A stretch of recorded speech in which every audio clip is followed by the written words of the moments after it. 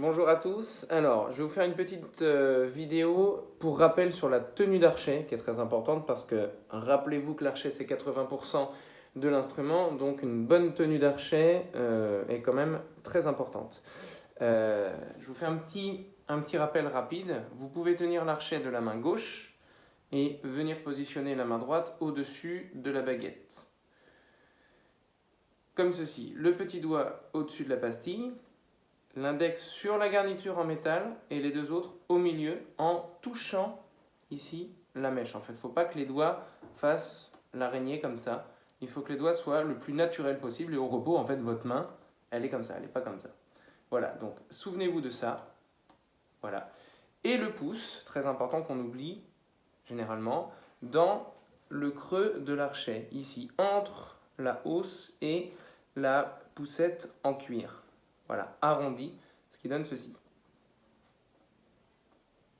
Voilà, j'espère que vous voyez à peu près. Le pouce est arrondi. Pas comme ça. Pas comme ça non plus, il ne faut pas qu'il touche la mèche. Naturel.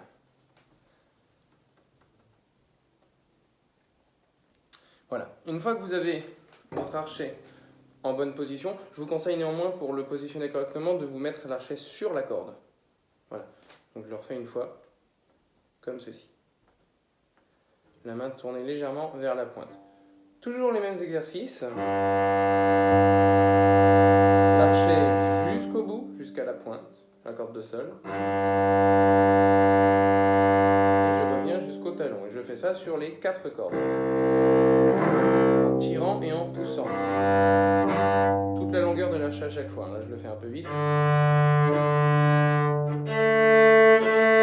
Tout l'archet, hein, j'y tiens. Voilà, ça, ce sont vos exercices d'archet. Une fois qu'ils sont placés, les exercices de main gauche en PIDS pour la gamme.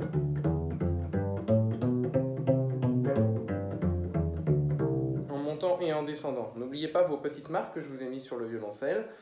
La première marque pour le premier doigt, la deuxième marque pour le troisième doigt et la troisième marque pour le quatrième doigt. Et ça vaut pour la corde de Do et la corde de Sol, pour votre gamme de Do.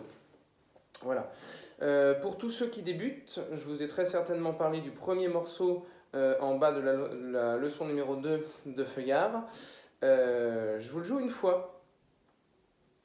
Et essayez de vous inspirer de ce que je vais faire pour l'entendre. Pourquoi pour l'entendre? Parce que quand vous cherchez à jouer quelque chose, il est très important d'avoir la mélodie dans l'oreille en fait. Sinon, on ne peut pas le jouer. Voilà. Donc je vais vous jouer une première fois. Je prends la méthode sous les yeux. Le morceau de la leçon numéro 2 en bas de page. J'insiste sur le fait que sur chaque note, vous devez utiliser tout l'archet. Comme ceci.